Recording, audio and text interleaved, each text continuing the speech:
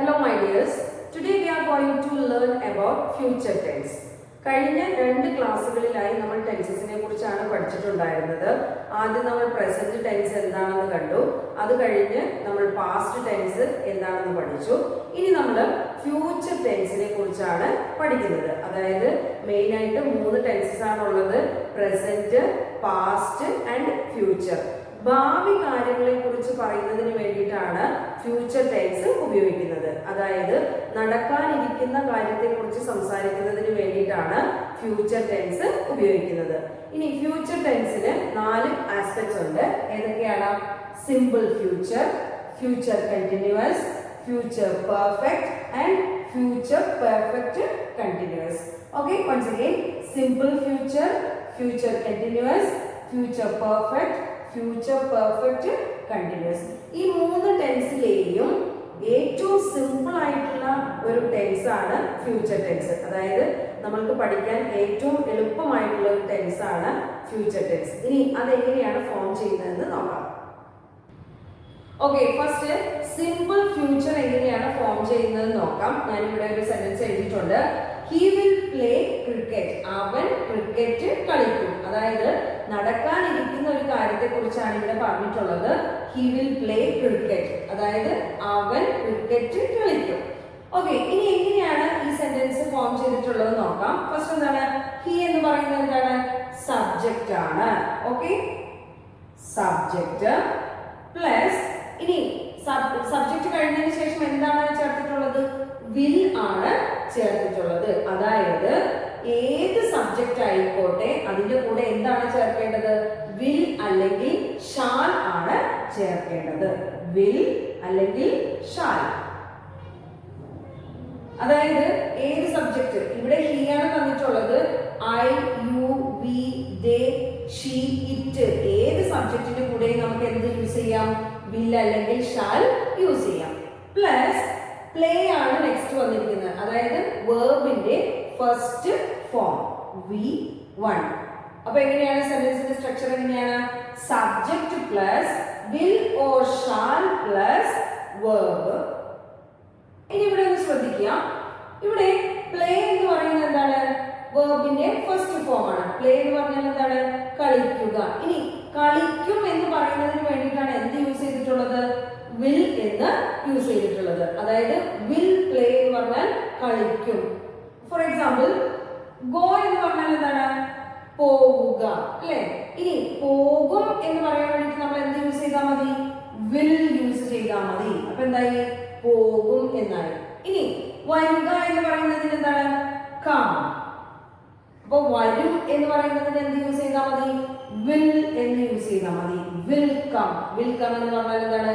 വരും. ഇനി പറയുക എന്ന് പറയുന്നതിന്റെ വേർഡ് എന്താണ്? സേ. പറയുക. അപ്പൊ പറയും എന്നാക്കണമെങ്കിൽ നമ്മൾ എന്ത് യൂസ് ചെയ്യണം? Will say. ഓക്കെ, ചെയ്യുക. ചെയ്യുക എന്നുള്ളതിന്റെ ഇംഗ്ലീഷ് വേർഡ് എന്താണ്? ഡു. ചെയ്യും എന്ന് പറയാൻ വേണ്ടിയിട്ട് നമ്മൾ എന്ത് യൂസ് ചെയ്താൽ മതി? Will do. ഓക്കെ, ക്ലിയർ ആയല്ലോ? അപ്പൊ ഈ ഒരു സെന്റൻസിന്റെ ഫോം ക്ലിയർ ആയല്ലോ? അതായത് ഹി എന്ന് പറയുന്നത് സബ്ജക്റ്റ് ആണ്. ദെൻ വിൽ അല്ലെങ്കിൽ ഷാൽ ഉപയോഗിക്കാം. ദെൻ പിന്നെന്താണ് ഉപയോഗിച്ചിട്ടുള്ളത്? വെർബിന്റെ ഫസ്റ്റ് ഫോം. ഓക്കെ, ഇനി നമുക്ക് കുറച്ച് എക്സാമ്പിൾസ് നോക്കാം. First, she will go. അവൾ പോകും. ഇവിടെ പോകും എന്ന് പറയാൻ വേണ്ടിയിട്ട് എന്താണ് യൂസ് ചെയ്തിട്ടുള്ളത്? വിൽ എന്ന് യൂസ് ചെയ്തു. അതായത് സബ്ജക്റ്റ് പ്ലസ് വിൽ പ്ലസ് എന്താണ്? V1, അതായത് വെർബിന്റെ first form. So next, I will eat an apple. ഞാൻ ഒരു ആപ്പിൾ കഴിക്കും. ഇവിടെ eat എന്ന് പറയുന്നതാണ് കഴിക്കുക. കഴിക്കും എന്ന് പറയാൻ വേണ്ടിയിട്ട് എന്താണ് യൂസ് ചെയ്തിട്ടുള്ളത്?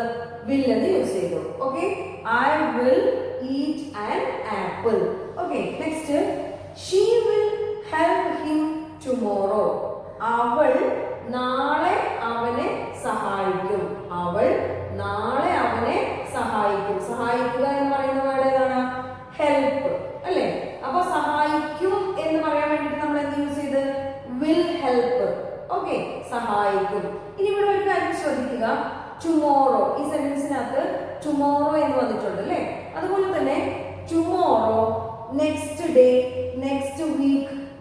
മന്ത്, നെക്സ്റ്റ് ഇയർ എന്നിവയെല്ലാം തന്നെ ഒരു സെന്റൻസിൽ വരികയാണെങ്കിൽ അത് ഏത് ടെൻസ് ആണ്? ഫ്യൂച്ചർ ടെൻസ് ആണ് എന്ന് നമുക്ക് മനസ്സിലാക്കാം. ഓക്കെ, ഇനി നമുക്ക് എക്സാമിന് വരുന്ന രീതിയിൽ കുറച്ച് എക്സാമ്പിൾസ് നോക്കാം. My father dash A car next day. എന്റെ അച്ഛൻ അടുത്ത ദിവസം ഒരു കാർ വാങ്ങും എന്നാണ് ഇവിടെ പറയുന്നത്. അപ്പൊ വാങ്ങുക എന്ന് പറയുന്നതിന്റെ ഇംഗ്ലീഷ് വേർഡ് എന്താണ്? ബൈ എന്നാണ്. അപ്പോ ഇവിടെ നമ്മൾ എന്താണ് ചേർക്കേണ്ടത്? ബൈസ് എന്നാണോ, ബോട്ട് എന്നാണോ, വിൽ ബൈ എന്നാണോ ചേർക്കേണ്ടത്? അതായത് നമ്മൾ എന്താണ് പറയുന്നത്? വാങ്ങും എന്നാണ്. നെക്സ്റ്റ് ഡേ വാങ്ങും. അപ്പൊ അതിന് വേണ്ടിയിട്ട് നമ്മൾ യൂസ് ചെയ്യേണ്ടത് ഏതാണ്? വിൽ ആണ് യൂസ് ചെയ്യേണ്ടത് അല്ലേ? ഫ്യൂച്ചർ ടെൻസിൽ നമ്മൾ ഏതാണ് ഉപയോഗിക്കേണ്ടത്? വിൽ അല്ലെങ്കിൽ ഷാൽ ആണ് ഉപയോഗിക്കേണ്ടത്. അപ്പൊ നമ്മൾ ഇവിടെ എങ്ങനെയാണ് ഉപയോഗിക്കുക? My father will buy. Okay, will buy A car next day. അപ്പോ വിൽ ബൈ ആണ് ഇവിടെ കറക്റ്റ്. ഓക്കെ, നെക്സ്റ്റ് നോക്കൂ. I dash my TTC course in 2025. അതായത് ഞാൻ 2025 എന്ത് കംപ്ലീറ്റ് ചെയ്യും? എന്റെ TTC കോഴ്സ് കംപ്ലീറ്റ് ചെയ്യും എന്നാണ് പറയുന്നത്. അപ്പോ അതിന് വേണ്ടിയിട്ട് കംപ്ലീറ്റ് എന്നാണോ, വിൽ കംപ്ലീറ്റ് എന്നാണോ, കംപ്ലീറ്റഡ് എന്നാണോ ഉപയോഗിക്കേണ്ടത്? ചെയ്യും, കംപ്ലീറ്റ് ചെയ്യും അല്ലെങ്കിൽ പൂർത്തിയാക്കും എന്ന് പറയുന്നതിന് വേണ്ടിയിട്ട് നമ്മൾ എവിടെ എന്താണ് ഉപയോഗിക്കേണ്ടത്? വിൽ എന്ന് ഉപയോഗിക്കണം അല്ലെ? നമ്മുടെ സെന്റൻസിന്റെ സ്ട്രക്ചർ എങ്ങനെയല്ലേ? ഓക്കെ, അപ്പോ I will complete my TTC course in 2025. അതാണ് കറക്റ്റ്. ഇത് വിൽ കംപ്ലീറ്റ് എന്നതാണ് കറക്റ്റ്. ഓക്കെ, ക്ലിയർ ആയല്ലോ? നെക്സ്റ്റ് ആണ് ഫ്യൂച്ചർ കണ്ടിന്യൂസ്. നമ്മൾ നേരത്തെ പഠിച്ചിട്ടുണ്ട് കണ്ടിന്യൂസ് ടെൻസിനെ കുറിച്ച്. അതായത് നമ്മൾ ചെയ്യുന്ന ഒരു പ്രവൃത്തി തുടർച്ചയായി ചെയ്യുകയാണെങ്കിൽ അത് പറയുന്നതിന് വേണ്ടിയിട്ടാണ് എന്ത് ഉപയോഗിക്കുന്നത്? കണ്ടിന്യൂസ് ടെൻസ് ഉപയോഗിക്കുന്നത്. ഇനി നമ്മൾ ഫ്യൂച്ചർ കണ്ടിന്യൂസ് ടെൻസിന്റെ സെന്റൻസിന്റെ സ്ട്രക്ചർ എന്താണെന്ന് നോക്കാം. അതെങ്ങനെയാണ് ഫോം ചെയ്യുന്നത് നോക്കാം. ഞാനിവിടെ ഒരു സെന്റൻസ് എഴുതിയിട്ടുണ്ട്. He will be playing cricket. അവൻ ക്രിക്കറ്റ് കളിക്കുകയായിരിക്കും. അവൻ ക്രിക്കറ്റ് കളിക്കുകയായിരിക്കും. ഇനി എങ്ങനെയാണ് ഈ സെന്റൻസിന്റെ ഫോം എന്ന് നോക്കാം. ഇവിടെ ഫസ്റ്റ് എന്താണ് വന്നിരിക്കുന്നത്? സബ്ജക്റ്റ്. ദെൻ നെക്സ്റ്റ് എന്താണ്? വില്ല്. നേരത്തെ വിൽ അല്ലെങ്കിൽ ഷാൽ എന്ന് പറഞ്ഞിട്ടുണ്ടായിരുന്നു. Will or shall. ഇനി നെക്സ്റ്റ് എന്താണ് വന്നിരിക്കുന്നത്? ബി എന്ന് പറഞ്ഞിട്ട് വന്നിട്ടുണ്ട് അല്ലേ? B plus. ഇനി ഇവിടെ നോക്കൂ, കണ്ടിന്യൂസ് ടെൻസിൽ നമ്മൾ എപ്പോഴും എന്തായിരിക്കും? വേർബ് പ്ലസ് ing ആയിരിക്കും ഉണ്ടായിരിക്കുക അല്ലെ? അപ്പൊ ഇവിടെ എങ്ങനെയാണ്? പ്ലേ എന്ന് പറഞ്ഞിട്ട് ing ഫോം. അപ്പൊ പ്ലേയിങ്. അപ്പൊ വേർബ് പ്ലസ് ing. ഇതായിരിക്കും എന്താ? ഫ്യൂച്ചർ കണ്ടിന്യൂസ് ടെൻസിന്റെ ഫോം അല്ലെങ്കിൽ സെന്റൻസിന്റെ സ്ട്രക്ചർ. എങ്ങനെയാണ്? സബ്ജക്റ്റ് പ്ലസ് വിൽ അല്ലെങ്കിൽ shall plus be plus V plus ing. അതായത് വേർബ് പ്ലസ് ing. ഇനി നമുക്ക് കുറച്ചും കൂടെ സെന്റൻസ് നോക്കാം. എക്സാമ്പിൾസ് നോക്കൂ. She will be walking. അവൾ നടക്കുകയായിരിക്കും. ഇവിടെ വിൽ ബി എന്ന് പറഞ്ഞാൽ അർത്ഥം എന്ന് പറയുന്നത് ആയിരിക്കും എന്നാണ്. Okay, next they will be watching TV. അതായത് അവർ TV കാണുകയായിരിക്കും. അതുപോലെ തന്നെ he will be drinking tea. അവൻ ചായ കുടിക്കുകയായിരിക്കും. ഇവിടെയൊക്കെ സെന്റൻസിന്റെ സ്ട്രക്ചർ നോക്കൂ. സബ്ജക്റ്റ് പ്ലസ് വിൽ അല്ലെങ്കിൽ shall plus be plus verb plus ing. Clear ആണല്ലോ? ഓക്കെ, നെക്സ്റ്റ് നോക്കൂ. they എന്ന് പറയുന്നത് സബ്ജക്റ്റ് ആണ്. Subject plus will plus be plus watching എന്ന് പറയുന്നത് എന്താണ്? Verb plus ing. നെക്സ്റ്റ് നോക്കൂ. he will be drinking tea. അവൻ ചായ കുടിക്കുകയായിരിക്കും. അപ്പൊ എങ്ങനെയാണ്? he എന്ന് പറയുന്നത് സബ്ജക്റ്റ് ആണ്. then will plus be then drinking. drinking എന്താണ്? verb plus ing. Okay, next ആണ് ഫ്യൂച്ചർ പെർഫെക്റ്റ്. അതായത് പോയിട്ടുണ്ടാകും, ചെയ്തിട്ടുണ്ടാകും, വന്നിട്ടുണ്ടാകും എന്നൊക്കെ പറയുന്നതിന് വേണ്ടിയിട്ടാണ് എന്ത് ഉപയോഗിക്കുന്നത്? ഫ്യൂച്ചർ പെർഫെക്റ്റ് ടെൻസ് ഉപയോഗിക്കുന്നത്. ഇനി സെന്റൻസ് എങ്ങനെ ഫോം ചെയ്യുന്നത് നോക്കാം. He will have played cricket. അവൻ ക്രിക്കറ്റ് കളിച്ചിട്ടുണ്ടാകും. അതായത് he will have played cricket. അവൻ ക്രിക്കറ്റ് കളിച്ചിട്ടുണ്ടാകും. ഇനി ഇതെങ്ങനെയാണ് ഈ സെന്റൻസ് എങ്ങനെയാണ് ഫോം ചെയ്തതെന്ന് നോക്കാം. ഫസ്റ്റ് എന്താണ്? സബ്ജക്റ്റ്. he എന്ന് പറയുന്നത് എന്താണ്? സബ്ജക്റ്റ്. then will അല്ലെങ്കിൽ shall, will or shall plus ഇനി നോക്കൂ have എന്ന് വന്നിട്ടുണ്ട് അല്ലേ? have plus have അല്ലെങ്കിൽ has വരുമ്പോ എന്താണ് ഉപയോഗിക്കേണ്ടത്? വെർബിന്റെ തേർഡ് ഫോം ആണ് ഉപയോഗിക്കേണ്ടത്. അപ്പൊ എങ്ങനെയാണ്? will അല്ലെങ്കിൽ shall plus have plus v3. ഇതായിരിക്കും എന്താ? ഫ്യൂച്ചർ പെർഫെക്റ്റ് ടെൻസിന്റെ സെന്റൻസിന്റെ സ്ട്രക്ചർ. ഓക്കെ, ഇനി നെക്സ്റ്റ് നോക്കൂ. he will have walked. അവൻ നടന്നിട്ടുണ്ടാകും. he എന്ന് പറയുന്നത് സബ്ജക്റ്റ് ആണ്. then will ഉപയോഗിച്ചു.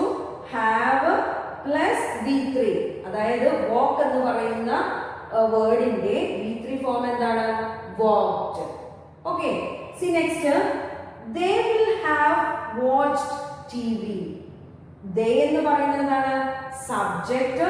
then will have plus watch എന്ന് പറയുന്ന വേർഡിന്റെ verb 3 ആണ് എന്ത്? watched. അതായത് വെർബിന്റെ തേർഡ് ഫോം ആണ് watched. അതായത് അവർ ടിവി കണ്ടിട്ടുണ്ടാകും. ഓക്കെ, നെക്സ്റ്റ് ലാസ്റ്റ് ടെൻസ് ആയിട്ടുള്ള ഫ്യൂച്ചർ പെർഫെക്റ്റ് കണ്ടിന്യൂസ്. ഇനി എങ്ങനെയാണ് ഫ്യൂച്ചർ പെർഫെക്റ്റ് കണ്ടിന്യൂസ് ടെൻസിന്റെ ഫോം എന്ന് നോക്കാം. ഇവിടെ ഒരു എക്സാമ്പിൾ ഉണ്ട്. he will have been walking. അവൻ നടന്നുകൊണ്ടിരിക്കുകയായിരിക്കും. ഇവിടെ നോക്കാം. he will have been walking. അവൻ നടന്നുകൊണ്ടിരിക്കുകയായിരിക്കും. ഇനി എങ്ങനെയാണ് സെന്റൻസ് ഫോം ചെയ്യാം? he എന്ന് പറയുന്നത് സബ്ജക്റ്റ് ആണ്. then will അല്ലെങ്കിൽ shall. ഇനി എന്താ വന്നിരിക്കുന്നത്? have plus been plus walking എന്ന് പറയുന്നത് എന്താണ്? walk plus ing. Continuous tense ആവുമ്പോ നമ്മൾ എന്താണ്? walk plus ing അതായത് verb plus ing. verb plus ing. ഇതാണ് ഫ്യൂച്ചർ പെർഫെക്റ്റ് കണ്ടിന്യൂസ് ടെൻസിന്റെ സെന്റൻസ് സ്ട്രക്ചർ. ഓക്കെ, നെക്സ്റ്റ് ഒരു എക്സാമ്പിൾ നോക്കൂ. she will have been eating dinner. അവൾ ഡിന്നർ കഴിച്ചുകൊണ്ടിരിക്കുകയായിരിക്കും. ഓക്കെ, അപ്പോ she എന്ന് പറയുന്നത് എന്താണ്? സബ്ജക്റ്റ് ആണ്. will then have been then eating, eat plus ing, verb plus ing. Clear ആയല്ലോ? അതായത് ഇവിടെ will have been എന്ന് പറഞ്ഞാൽ കൊണ്ടിരിക്കുകയായിരിക്കും എന്ന് പറയുന്നതിന് വേണ്ടിയിട്ടാണ് യൂസ് ചെയ്യുന്നത്. See next നോക്കൂ. he will have been drinking tea. അവൻ ചായ കുടിച്ചുകൊണ്ടിരിക്കുകയായിരിക്കും. ഓക്കെ, he എന്ന് പറയുന്നത് സബ്ജക്റ്റ് ആണ്. then will. Okay, next have been drinking, drink plus ing, drinking tea. Okay, അവൻ ചായ കുടിച്ചു കൊണ്ടിരിക്കുകയായിരിക്കും. അങ്ങനെ കൊണ്ടിരിക്കുകയായിരിക്കും എന്ന് പറയുന്നതിന് വേണ്ടിയിട്ടാണ് എന്ത് ഉപയോഗിക്കുന്നത്? will have been ഉപയോഗിക്കുന്നത്. ഇതാണ് എന്താ? ഫ്യൂച്ചർ പെർഫെക്റ്റ് കണ്ടിന്യൂസ് ടെൻസിന്റെ സ്ട്രക്ചർ. ഓക്കെ, ക്ലിയർ അല്ലേ? അപ്പൊ നമ്മള് 3 ടെൻസുകൾ പഠിച്ചു. അതായത് present, past and future. Okay, by.